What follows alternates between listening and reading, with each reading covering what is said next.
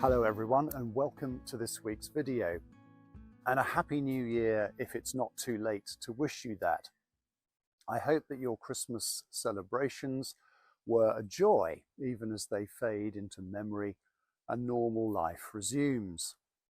I also want to welcome you to our diocesan year of celebration. This year is the 1350th birthday of the establishment of the diocese by Bishop Putter in 676.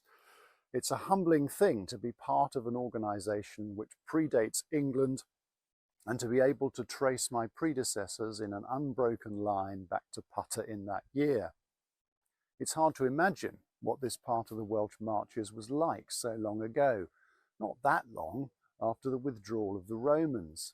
In fact, the name of one of our deaneries, Ross and Arkenfield, takes part of its name from the ancient Romano-British kingdom in the area at the time. Very few organisations have survived that long whilst retaining a recognisable link with their past. Our theme of celebration this year goes some way to explaining how that has been possible. The Judeo-Christian tradition has always valued rhythms in life, work and rest, contemplation and activity, times to pause and reflect and to celebrate what has been achieved. These celebrations place the good things in the context of God's providential care, seeking to prevent an excessive pride in our own achievements. In 1 Samuel chapter 7, the story is told of Israelite victory over the oppressing army of the Philistines. They attribute it to a wholehearted return to devotion to God, setting aside the syncretism that had crept into Israelite worship. As freedom and their ancient lands are restored to them, the prophet Samuel instructs them to set up a stone as a memorial. The stone is called Ebenezer, meaning in Hebrew, "Thus far has the Lord helped us." We named our last house that for a similar reason, not because I hasten to add we drove some Philistines out before we moved in. Such memorials were enacted and continue to be so in Israel today. Celebrations like Passover and Sukkot, the Feast of Booths, call them to recall the key events in their history.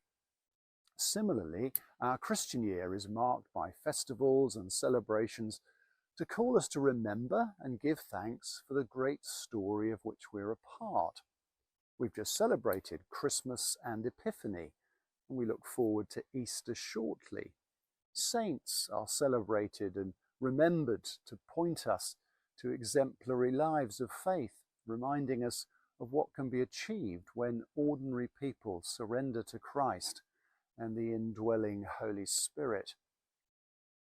These Christian celebrations have changed their form over the last 1350 years, but the fundamental story they tell hasn't changed.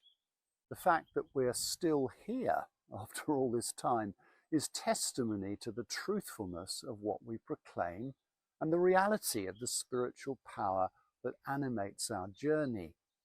Myths fade with time, and human energy alone could not sustain the faith in the face of numerous cultural challenges over that time.